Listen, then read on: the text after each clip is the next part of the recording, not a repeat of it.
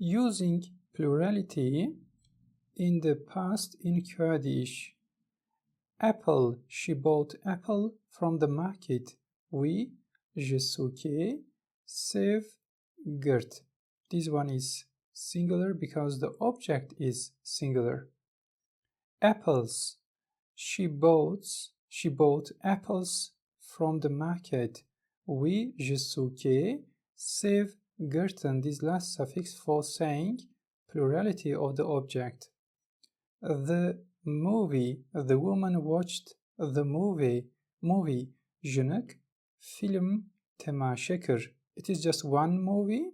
That's why we don't have plural suffix because our object is singular.